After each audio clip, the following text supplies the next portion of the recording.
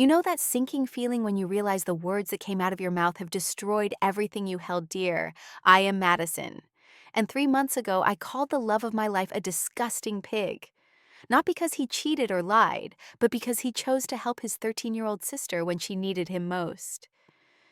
In that moment of blind jealousy, I did not just ruin my 2-year relationship with Tyler. I shattered a young girl's confidence and made her feel like a burden to the brother who had been her whole world since their father died. Now I am sitting here wondering if love can survive such cruelty. Before I share what happened, I would love to know where you are watching from. Please hit that like button and subscribe if you have ever made a mistake that felt impossible to fix. Now let me tell you about the moment that changed everything. Looking back, Tyler and I had what everyone called the perfect relationship.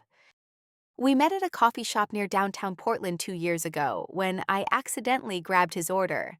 He laughed it off, bought me my actual drink, and we ended up talking for 3 hours about everything from our careers to our dreams of traveling through Europe someday. Tyler worked as a software developer at a tech startup while I had just started my position as a marketing coordinator for a local advertising agency.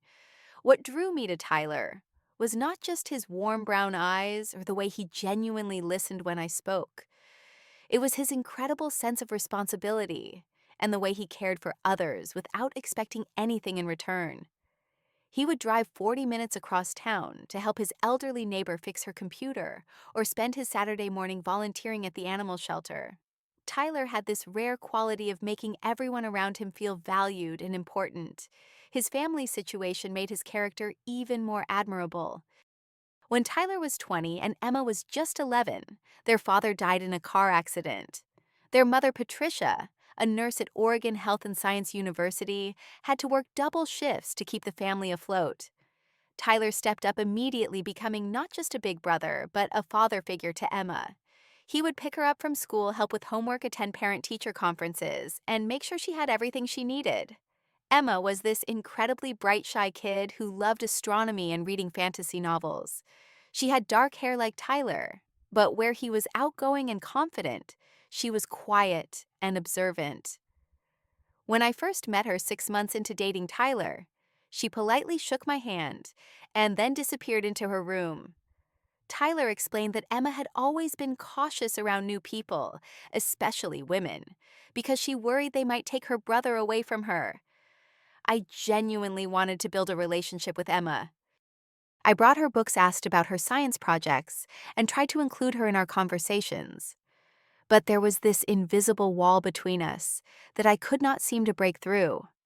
She would answer my questions with short, polite responses, and then find excuses to leave the room. It frustrated me, but Tyler assured me that Emma just needed time to warm up.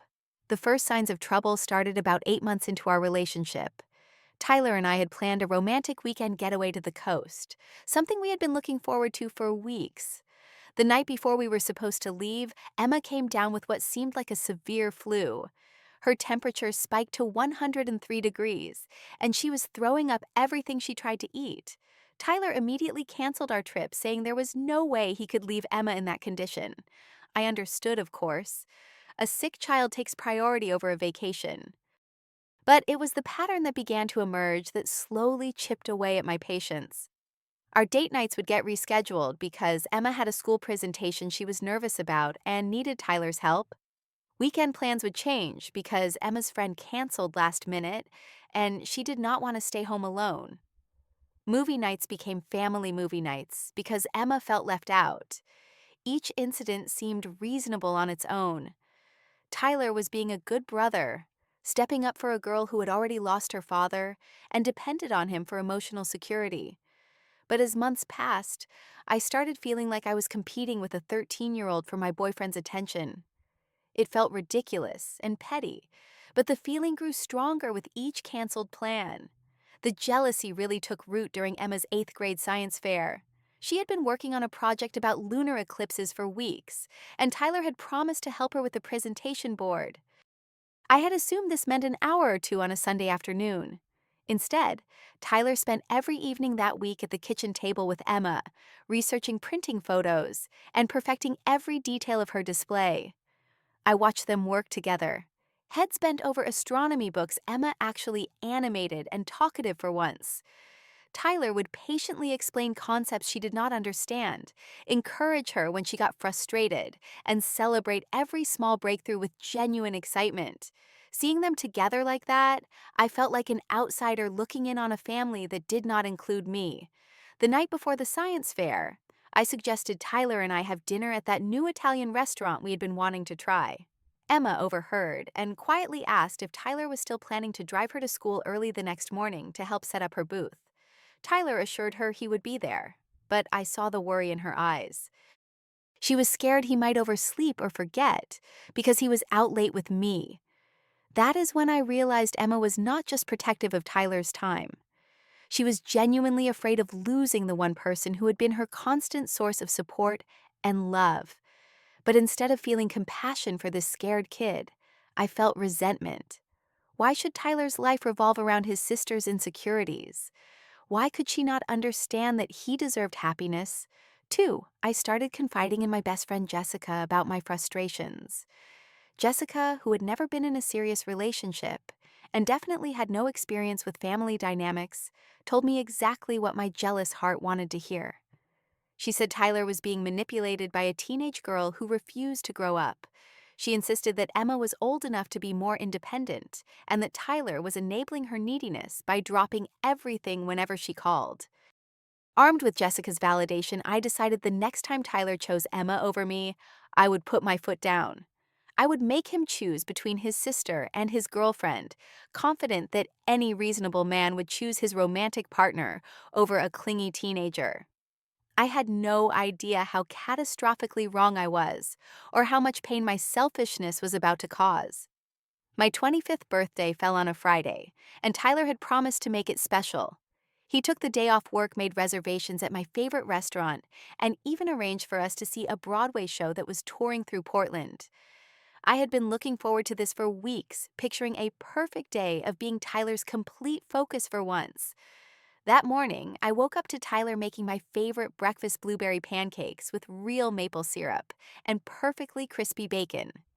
He had decorated the kitchen with balloons and had my favorite flowers, white tulips, arranged in a beautiful vase on the counter. He kissed me and said he wanted this to be the best birthday I had ever had. We were finishing breakfast when Tyler's phone rang. I saw Patricia's name on the screen and immediately felt my stomach drop. Tyler answered with his usual cheerful greeting, but his expression quickly changed to concern. Emma had been riding her bike to meet friends at the park when she hit a pothole and crashed. According to Patricia, who was at work and had gotten the call from a neighbor, Emma was conscious but crying and could not put weight on her left ankle. The neighbor had helped her home, but Patricia wanted Tyler to take Emma to the emergency room to make sure nothing was broken. I watched Tyler's face as he processed this information, and I knew exactly what was coming. He looked at me apologetically and said we would have to postpone our plans until Emma was taken care of. He promised we could do everything that evening instead, once he knew Emma was okay. Something inside me snapped. All the months of feeling second place, all the canceled plans, all the times Emma's needs had come before mine, crashed together in a wave of fury. This was my birthday, the one day that should have been about me. And once again, Emma was going to ruin it. I heard myself saying words I had never said before, words I did not even know I was capable of thinking. I told Tyler he was pathetic for dropping everything every time his sister had a minor problem. I said Emma was manipulating him and that he was too blind to see it. I accused him of caring more about a spoiled teenager than about his own girlfriend. Tyler tried to stay calm, explaining that Emma was hurt and scared, that Patricia could not leave work, and that this was not about choosing anyone over anyone else. This was about taking care of family when they needed help. His reasonable tone only made me angrier. That is when I said the words that would haunt me for months afterward. In a voice loud enough for Emma to hear from the living room, I screamed at Tyler that he was a disgusting pig for choosing her over me. I told him it was creepy how obsessed he was with his sister, and that maybe he should marry her instead, since she was obviously more important to him than I was. The silence that followed was deafening.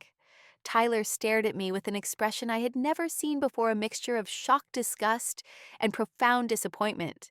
From the living room, I could hear Emma start to cry, not the dramatic sobs of a teenager seeking attention, but the quiet, heartbroken crying of a child who had just learned that someone she was trying to like actually hated her. Tyler spoke in a voice I barely recognized, cold and controlled.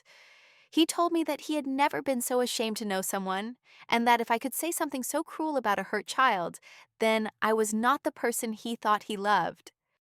He grabbed his keys and called to Emma that they were leaving for the hospital. Before walking out the door, Tyler turned back to me one last time.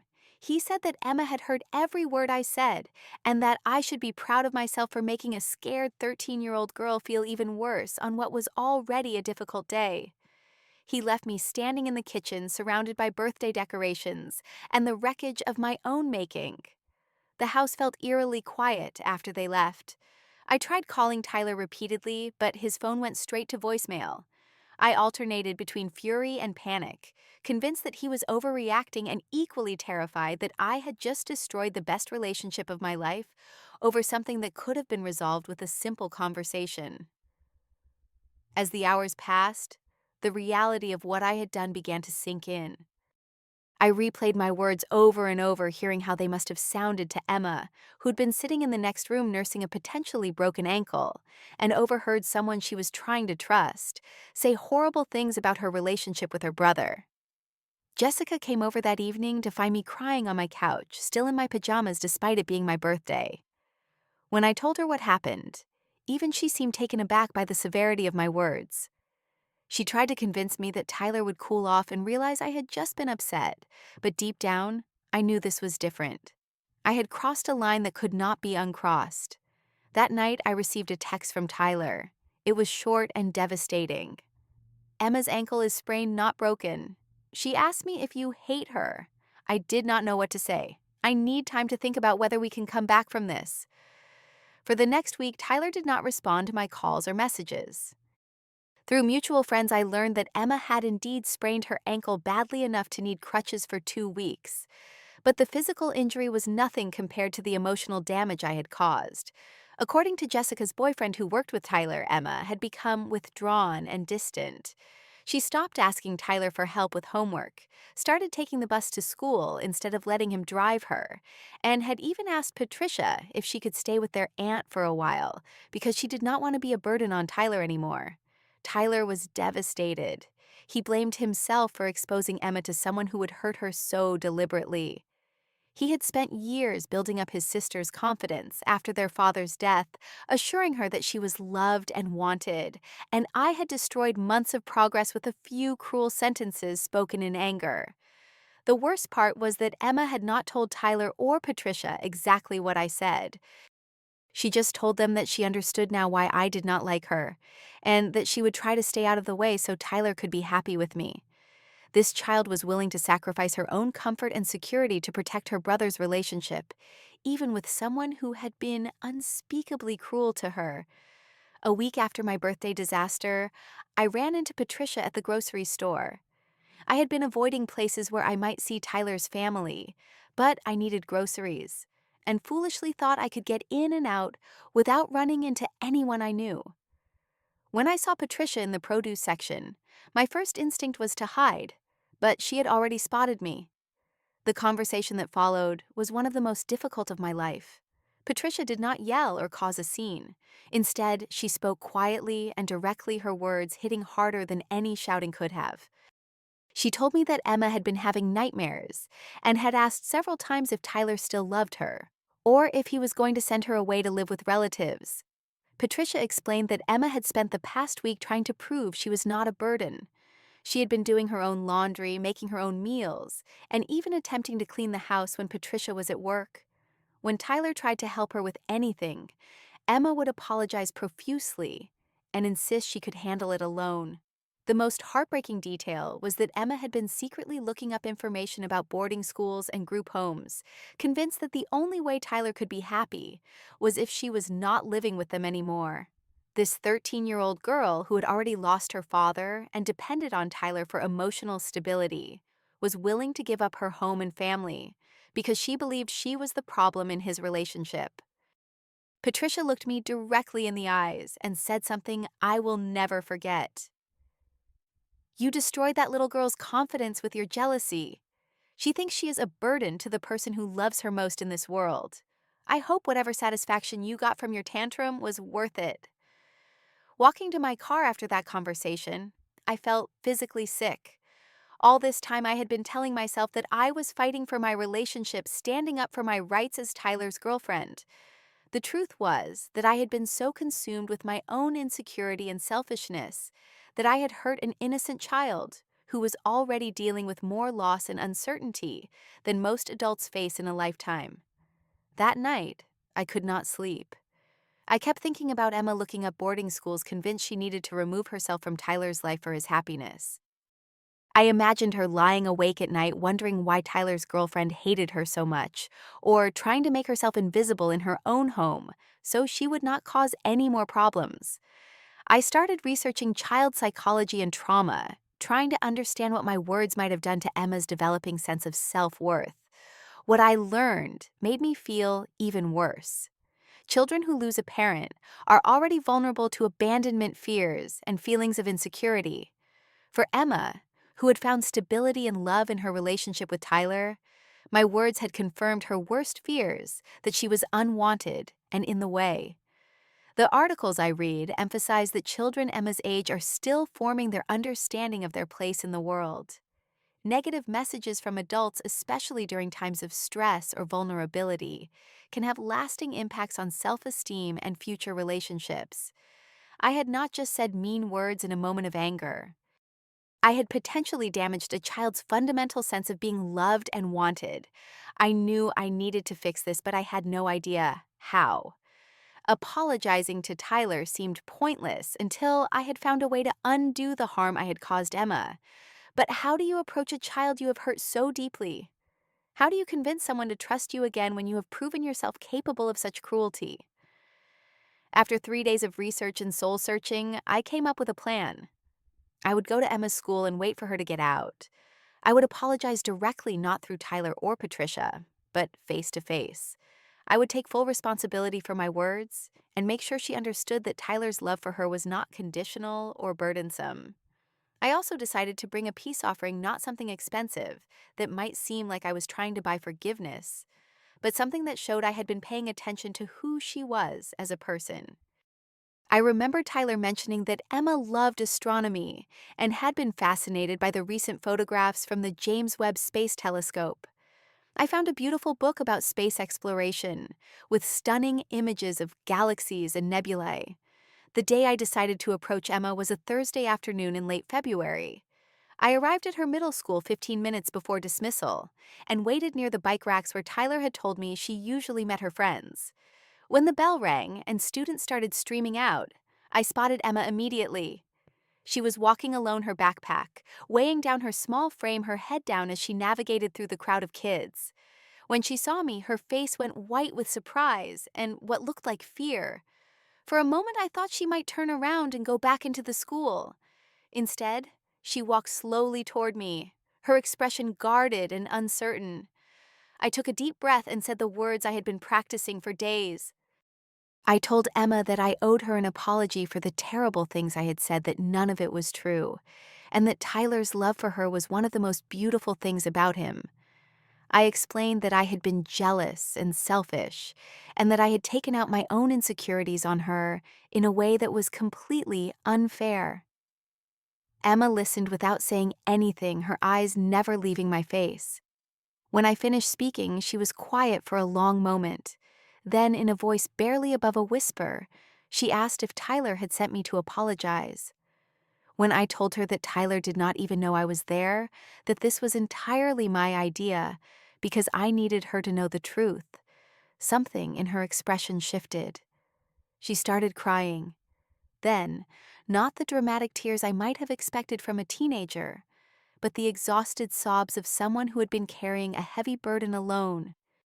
She told me that she had been trying so hard to be perfect, to not need anything from Tyler, because she was afraid that if she was too much trouble, he might decide she was not worth the effort. That conversation with Emma was the beginning of the hardest and most important work I had ever done. She accepted my apology with a maturity that humbled me, but I knew that words alone were not enough to repair the damage I had caused. I needed to prove through consistent actions that I meant what I said about valuing her place in Tyler's life. I asked Emma if she would be willing to let me try to earn her trust back, and surprisingly, she said yes. She was cautious, but open to the possibility that people could change and make amends for their mistakes. We agreed that she would not tell Tyler about our conversation right away. She wanted to see if my apology was genuine before involving her brother. Over the next 2 weeks, I showed up at Emma's school every Thursday to walk with her to the bus stop. These 15-minute conversations became the foundation of a completely new relationship. Without Tyler as a buffer between us, Emma and I had to learn to communicate directly. I discovered that underneath her shyness was a brilliant, funny, thoughtful girl with strong opinions about everything from environmental conservation to social justice. Emma told me about her dreams of becoming an astrophysicist and studying at NASA. She shared her concerns about climate change and her frustration with how little adults seemed to care about the world they were leaving for her generation. She talked about missing her father and feeling guilty sometimes for being happy because she worried it meant she was forgetting him. These conversations taught me that Emma was not the clingy, manipulative child I had imagined her to be. She was a normal teenager dealing with normal teenage problems, complicated by the additional challenge of having lost a parent. Her closeness with Tyler was not possessiveness, but a natural response to trauma and loss. Tyler represented safety and continuity in a world that had already proven it could change catastrophically without warning. I also learned about the many ways Emma had been trying to give Tyler space for our relationship. She had been deliberately staying late at school for study groups she did not need to attend. She had been eating dinner in her room so Tyler and I could have privacy. She had even been asking friends' parents for help with things like shopping for school clothes because she did not want to take up Tyler's time. Hearing about these efforts made me realize how completely I had misunderstood the situation. Emma was not trying to steal Tyler away from me. She had been actively trying to support our relationship even when she felt uncomfortable and unsure about her place in it. My accusations about her being manipulative and attention-seeking were not just wrong, they were the opposite of the truth. During our third Thursday conversation, Emma asked me why I had been so angry about Tyler helping her. This question forced me to examine my own behavior and motivations more honestly than I had ever done before. I explained to Emma that I had grown up as an only child, with parents who were often too busy with work to give me much attention. When I saw how readily available Tyler was for her, I felt jealous of the love and security she took for granted. I told Emma that watching Tyler prioritize her needs had triggered old feelings of being unimportant and forgotten. But I emphasized that these feelings were my responsibility to manage, not her fault for existing or for needing her brother's support. I explained that healthy relationships require people to deal with their own insecurities, rather than blaming others for triggering them. Emma listened to this explanation with remarkable empathy. She said she understood feeling jealous because she had felt the same way when Tyler started dating me. She had been afraid that I would convince Tyler to move out, or that I would become more important to him than she was. But she had tried to handle those feelings by being extra good and staying out of the way, not by attacking me or demanding that Tyler choose between us. This conversation was a turning point for both of us. Emma realized that my jealousy came from a place of insecurity rather than hatred, and I gained a deeper understanding of how my behavior had affected someone who was already dealing with her own fears about abandonment and loss. By the fourth week of our Thursday meetings, Emma and I had developed a genuine friendship. She started sharing details about her school life, her friend drama, and her excitement about an upcoming astronomy camp she wanted to attend over the summer. I found myself looking forward to our conversations and feeling protective of this smart, sensitive girl who had shown me such undeserved grace. It was Emma who finally suggested that maybe it was time to talk to Tyler.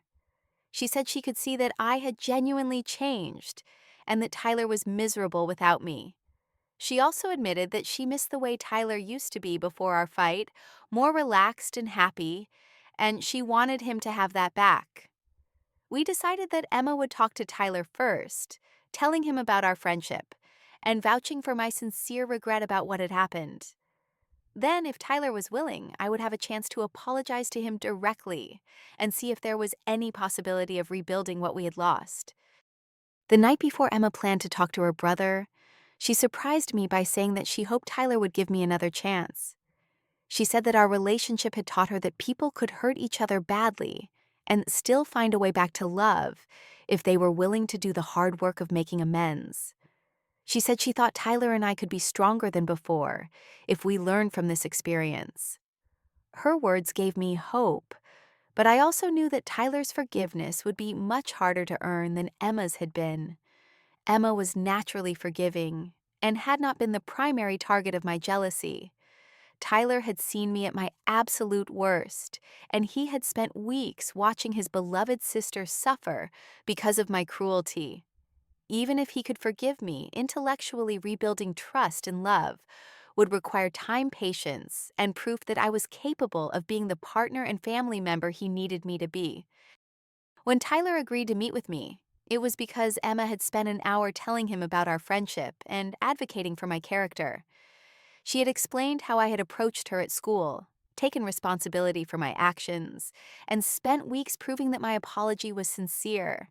Emma told Tyler that she believed people deserved second chances when they showed genuine remorse and made real efforts to change.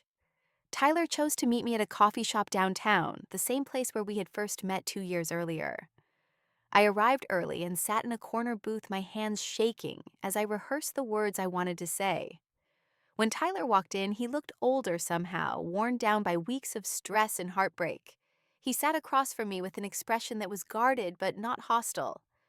I started by thanking him for being willing to see me and acknowledging that I had no right to ask for forgiveness after what I had put him and Emma through. I told him about my Thursday conversations with Emma, explaining how much she had taught me about empathy, family loyalty, and taking responsibility for my own emotional reactions. Tyler listened without interrupting as I detailed everything I had learned about myself during our separation. I explained how my childhood experiences with emotionally unavailable parents had created insecurities that I had never properly addressed. I admitted that I had been looking to him to fill voids in my life that were not his responsibility to fill, and that I had punished Emma for having the secure, loving relationship with him that I wished I had experienced growing up.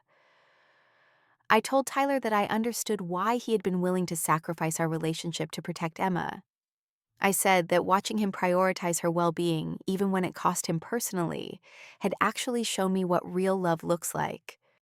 Real love means putting someone else's needs above your own convenience, which was exactly what he had been doing for Emma since their father died.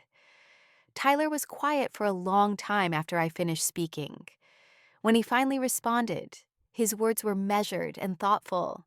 He said that he appreciated my apology and that he could see I had done serious work to understand and change my behavior. He acknowledged that Emma had spoken highly of our friendship and that she seemed happier and more confident than she had been in weeks. But Tyler also made it clear that forgiveness was a process, not a single moment. He said that while he was willing to consider rebuilding our relationship, it would have to be completely different from what we had before. He needed to know that I could be a positive presence in Emma's life, not just someone who tolerated her existence. Tyler explained that Emma was not just his sister, but his priority, and that any romantic relationship he pursued would need to enhance, rather than compete with their family bond. He said he had realized during our separation that he wanted a partner who would love Emma the way he did, who would see her as a blessing rather than a burden. This conversation led to a new kind of relationship between Tyler and me. Instead of jumping back into the romance we had before we started as friends who were slowly rebuilding trust, Tyler invited me to family dinners where I could interact with both him and Emma in a natural setting. He watched carefully to see how I treated Emma when I thought he was not paying attention. I made a conscious effort to develop my own relationship with Emma separate from Tyler. I helped her with college prep, even though she was only in 8th grade, attended her school science fair, and cheered loudly when she won second place, and listened to her practice presentations for speech class. These interactions were not performed for Tyler's benefit, but because I had genuinely grown to care about Emma's happiness and success. Emma and I developed inside jokes and shared interests that had nothing to do with Tyler. We both loved true crime podcasts and would discuss cases during our Thursday walks. We started a book club where we read young adult novels and debated the merits of different fantasy series. Emma introduced me to her favorite astronomy apps, and I taught her some basic photography skills so she could take better pictures of the moon. Tyler began to relax as he watched Emma and me develop a genuine friendship. He could see that my affection for his sister was real, not strategic, and that Emma felt comfortable being herself around me.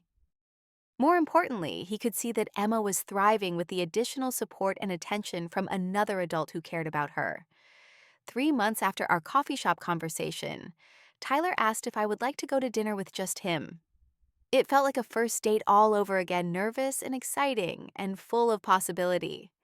We talked for hours about everything we had learned about ourselves and each other during our time apart. Tyler said that watching me earn Emma's trust had shown him qualities in me that he had not seen before: humility, persistence, and the ability to put someone else's needs before my own ego.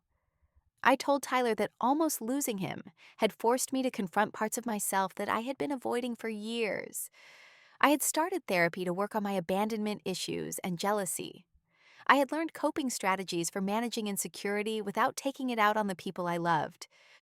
Most importantly, I had discovered that love was not about competing for someone's attention, but about supporting the relationships that made them happy. By the time Tyler's 26th birthday arrived in June, we had been officially back together for 2 months. Emma surprised us both by suggesting that we celebrate with a family camping trip. She had been wanting to try astrophotography and thought the dark skies away from the city would be perfect for practicing her new hobby. That weekend in the mountains, sitting around a campfire while Emma excitedly pointed out constellations and Tyler roasted marshmallows for s'mores, I finally understood what I had been fighting against for so long. I had not been competing with Emma for Tyler's love. I had been missing out on the chance to be part of a family that could include all of us. Emma fell asleep in her sleeping bag between Tyler and me, her telescope still set up nearby for more stargazing in the morning. Tyler reached across her sleeping form to squeeze my hand, and I knew that we had found something better than what we had lost. We had learned that love multiplies when you stop trying to hoard it, and instead find ways to share it with the people who matter most. Now, 8 months later, Tyler and I are planning to move in together, and Emma is excited about having a bigger room in our new place. She has started calling me her big sister, and I have started thinking of Tyler not just as my boyfriend, but as my family. We are talking about marriage, about the future, about the kids we might have someday, who will be lucky enough to have Emma as their aunt. Sometimes the biggest mistakes lead to the most beautiful growth. Love is not about being someone's only priority, it is about being part of something bigger than yourself. When you stop trying to own someone's heart and start trying to expand it instead, you discover that there is always room for more love, more family, more connection than you ever imagined possible. I learned that jealousy is just fear, wearing a mask, and that the antidote to fear is not possession, but trust. Trust that love shared is love multiplied. Trust that the people we love are capable of loving more than one person without loving any of us less. Trust that families can grow and change and still remain strong at their core. Tyler and Emma taught me that real love looks like showing up when someone needs you, putting their well-being before your convenience, and creating space for all the relationships that make someone whole. They taught me that being loved means being seen and valued for who you are, not who someone wishes you would be.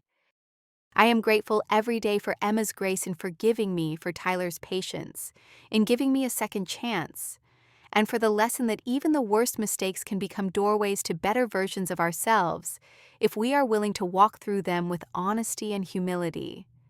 Have you ever had to rebuild trust after a major mistake in your relationship? How did you show someone that you had genuinely changed? I would love to hear your stories in the comments below. Please like this video if it resonated with you. Subscribe for more stories about love, growth, and second chances, and share this with someone who might need to hear that. It is never too late to make things right. Thank you for listening to my story, and I hope it reminds you that love, when guided by humility and genuine care for others, can heal even the deepest wounds we inflict on each other.